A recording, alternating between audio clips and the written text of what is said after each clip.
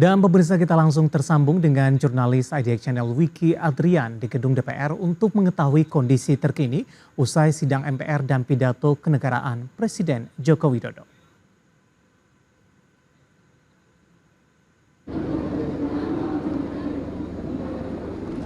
Ya, terima kasih rekan David Sanoval dan juga pemirsa IDX Channel. Saat ini saya masih berada di area Gedung Nusantara 2, komplek DPR RI dan juga MPR RI. Dan tadi kita sudah menyimak agenda terkait dengan sidang tahunan MPR RI dan juga sidang bersama DPR RI dan DPD RI. Tentu saja di dalamnya terdapat pidato yang disampaikan oleh Presiden Joko Widodo terkait dengan kinerja lembaga dan juga pidato kenegaraan dari Presiden Republik Indonesia mengenai Hari Ulang Tahun Republik Indonesia ke-79 yang jatuh hari esok 17 Agustus 2024 maksud saya. Dan tentu saja bicara mengenai kinerja dari lembaga dan juga kementerian ini terkait dengan hal yang menjadi fokus belakangan adalah terkait dengan sektor energi dan juga perindustrian. Bicara mengenai teman-teman di perindustrian khususnya pertekstilan, beberapa waktu yang lalu mereka kemudian cukup menyuarakan apa yang mereka alami tentu saja berkaitan dengan keberadaan dari importasi produk-produk tekstil ilegal, begitu ini yang kemudian menyulitkan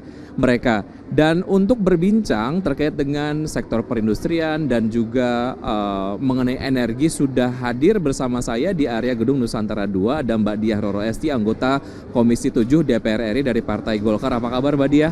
Alhamdulillah, terima kasih. Terima kasih sudah hadir dan disempatkan, tadi sempat ikut di dalam ya? Iya betul sempat ikut ya. Keseruannya luar biasa karena yang kemudian terjadi di sidang tahunan kali ini adalah mengenai transisi dari pemerintahan saat ini ke pemerintahan berikutnya. Tapi bicara mengenai satu isu yang tentu saja menjadi bahasan dari masyarakat tentu saja, khususnya isu mengenai keberadaan dari produk-produk impor tekstil ilegal. Yang ini juga menyulitkan teman-teman di industri tekstil di dalam negeri. Sejauh mana ini menjadi concern dan juga diadvokasi oleh teman-teman di Komisi 7, Mbak Diah?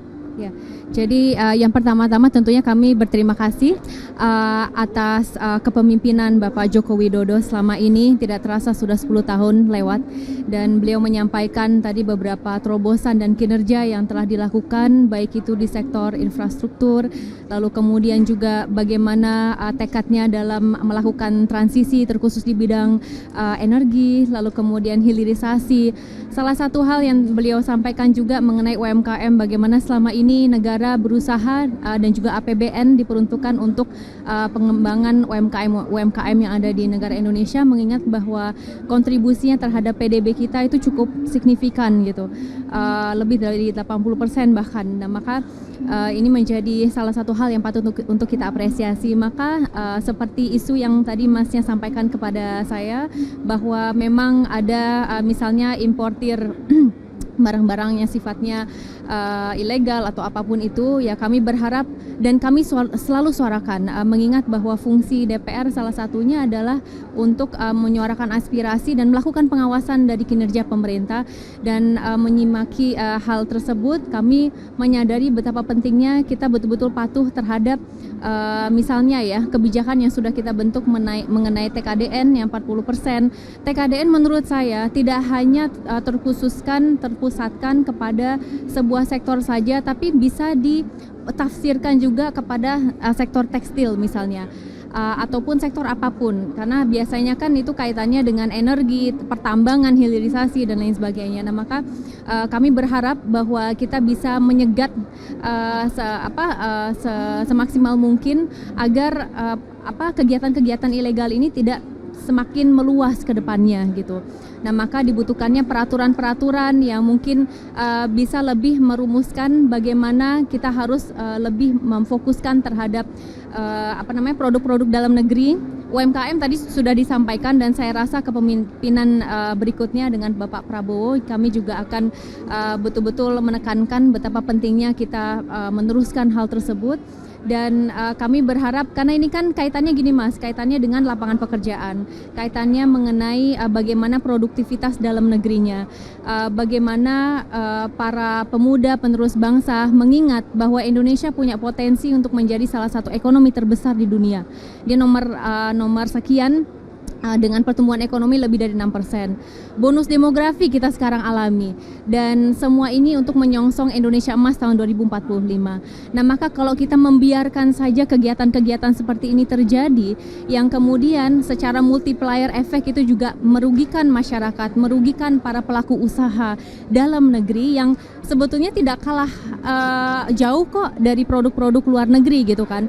Nah, sekarang yang harus kita rumuskan bersama adalah bagaimana kita bisa lebih berdaya saing. Kenapa impor-impor itu masuk ke negara kita? Karena biasanya dari segi harga dia lebih kompetitif. Kita kan namanya juga masyarakat ya, pasti yang dipikirkan adalah yang lebih murah yang mana nih gitu. Nah, sekarang bagaimana kita bisa mendorong industri-industri kecil misalnya ya di pelosok gitu ya, di desa-desa kita kembangkan, dan bisa dibayangkan kalau itu semakin meluas, otomatis bisa menyikapi demand yang tentunya juga semakin meningkat. Nah, ini yang kita harap bisa terjadi dengan dorongan-dorongan kebijakan yang kami harap bisa kami hasilkan, baik itu melalui Kementerian Perindustriannya sendiri atau mungkin kita butuh merancang sebuah undang-undang khusus gitu. Nah, ini kami serahkan kepada parlemen di periode berikutnya juga. Tentu saja ini juga menjadi satu hal ataupun concern dari masyarakat sini, bagaimana sebetulnya sebuah kebijakan yang dirasa efektif dapat diestafetkan begitu ya, karena kita kemudian seperti tadi sudah disampaikan sedang ada di masa transisi menuju ke pemerintahan berikutnya. Yang kurang efektif kemudian dapat ditinggalkan, tapi yang efektif bisa dilanjutkan, kurang lebih seperti itu ya. Setuju sekali ya. Baik, terkait dengan sektor manufaktur ini juga menjadi salah satu sektor penggerak perekonomian Indonesia, ini juga menjadi salah satu hal yang juga sebaiknya didukung secara maksimal begitu ya, agar sektor ini dapat menggerakkan ekonomi di Indonesia. Baik, hal lain adalah terkait dengan energi. Ada wacana terkait dengan pemotongan subsidi energi, mengingat ini juga tidak hanya pemerintah yang transisi, tapi juga energi juga demikian begitu ya, menuju energi baru terbarukan begitu. Concern mengenai besaran subsidi yang kemudian akan dipangkas, bagaimana sebetulnya output yang diharapkan dari ini, sejauh mana ini juga ya diadvokasi juga lah ya di Komisi 7 DPR RI. Jadi esensi dari subsidi adalah bagaimana negara itu hadir untuk rakyat, terkhususnya rakyat kecil, rakyat yang kurang mampu.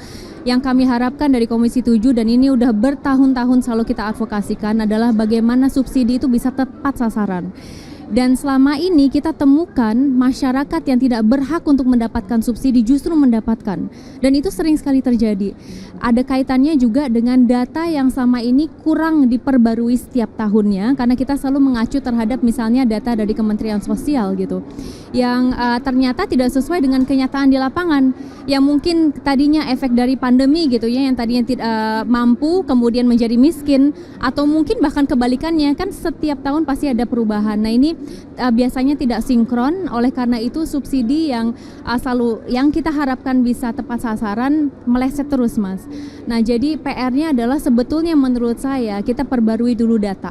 Karena data ini menjadi fondasi dari setiap niat baik yang kita miliki untuk membantu rakyat. Lalu kemudian yang kedua adalah skema subsidinya mau seperti apa? Apakah subsidi itu mau diberikan untuk masyarakat yang tergolong miskin, berarti perorangan untuk orang, atau ataupun kepada barang, karena selama ini kan kepada barang. Nah, ketika barang itu diberikan subsidi, kadang-kadang kita tidak bisa 100% memonitor siapa yang beli, ya kan, tipe BBM yang bersubsidi. Apakah betul-betul yang layak mendapatkan subsidi masyarakat yang kurang mampu, atau yang mampu menikmati BBM bersubsidi. Nah, ini kan menjadi salah sasaran. Nah, maka salah satu hal yang selalu kami tekankan adalah mengenai itu, tapi selalu mendapatkan pushbacknya kembali lagi mengenai data gitu. Jadi we are always going in circles, dan saya berharap ke depannya ada sebuah terobosan, apalagi nanti di pemerintahan baru gitu ya, agar permasalahan-permasalahan yang selama ini kita alami itu bisa disiasati dengan baik, dan ada sebuah terobosan yang kemudian bisa merubah sistem yang selama ini mungkin kurang efektif. Tadi kembali lagi Mas Yes juga sampaikan, ayo kita melakukan perubahan. Dan yang paling penting adalah sebetulnya bagaimana concern dari pemerintahan berikutnya, karena alokasi anggaran dan lain sebagainya kita kemudian akan ketahui nanti ya di nanti di rapat berikutnya di RUU APBN 2025. Mbak Dia, terima kasih sudah bergabung. Nanti kita ikuti juga perkembangannya mengenai pos-pos anggaran, prosentasenya berapa, mana yang diprioritaskan pemerintah. Tentu saja nanti juga kita akan terus informasikan kepada Anda pemirsa IDX Channel. Sementara itu dari Gedung Nusantara 2, Gedung DPR MPR RI RI. Kembali ke rekan David Sandoval di studio, silakan. Terima kasih Wiki Adrian langsung dari gedung DPR RI yang tadi berbincang bersama dengan Dia Roro Esti yang merupakan anggota Komisi 7 DPR RI dan semoga bisa menjadi salah satu referensi untuk Anda.